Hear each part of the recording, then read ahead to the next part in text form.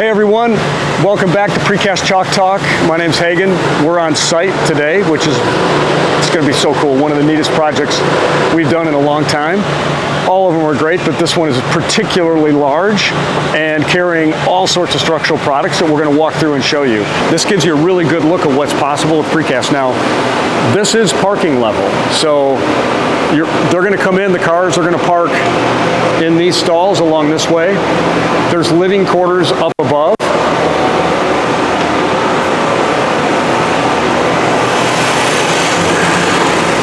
You can see they've already cast the topping on top of our deck. So there's hollowcore floors underneath. They put a topping on.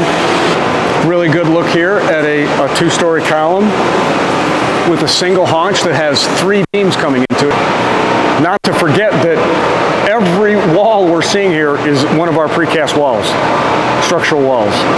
So a couple things I want to point out here.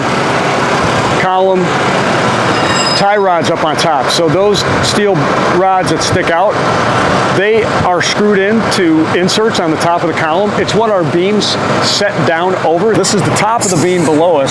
These are the sleeves, and you've seen me present out on some of these in the plant. But if you look really closely, you can see the tie rod is right down inside there. So this beam got set on top of those tie rods, and one of the beams that we're going to set today is going to go up on top of this tie rod. We got their truck driver up on the truck there. He's going to be rigging one of the beams and swinging that up to our crews. Okay, so here comes, this is like kind of a baby beam coming up. Weld plates on that right-hand side. You can see the rigging holding what are dog bones that are cast into the top.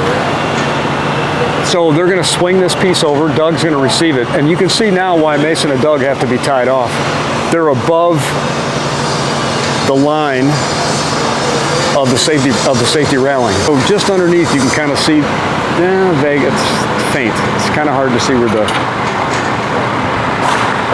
holes are. Yeah, where you can see the holes on the bottom. What's cool is you can also see there's a ledge. We talk about these beams being ledger beams or inverted T-beams. That ledge where those painted plates are, that's where the hollowcore is going to sit. That's going to cross over and hit the other beam just to the left of us. So again, you're starting to see where the beam pockets or those tubes allow it to come down over the top of the coil routes.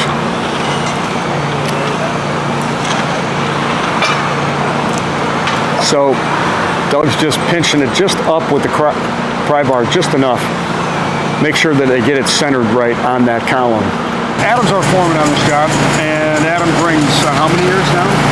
15 plus years experience. So we're standing on, I guess, floor level 1. I call it 1. Yeah, a lot of contractors call the basement level 1. Okay, because the basement is behind us. Behind us also is a crane. That crane's 330 ton, I think. Yep. How's it going? Seems to be going pretty. It's been going really good. Yeah. It's I mean, it's neat because it shows all the different products, like from spandrel panels, walls. Got a little bit of everything here. Columns, beams, walls. Yeah. Some crazy connection details. Yep. A lot of places where I'm seeing 3 beams coming on top of 1 column. Different elevation changes, pitches in the pipe. Yep. It's great. So it's a multi-family structure. Yeah, I think 200 and some odd units. Okay. And then we have retail and we have some parking. Yep. As we say, toodaloo until next time. I want to say thanks to Adam, Doug, Mason. They're up there setting that last beam that we're going to see today. I always tell our guys you're like in an operating room. Everything's got to be just right. We're dealing with heavy equipment, life safety, and there's absolutely no rush. And we're so grateful for our customers to give us this opportunity. So, tuning out, next time, peace.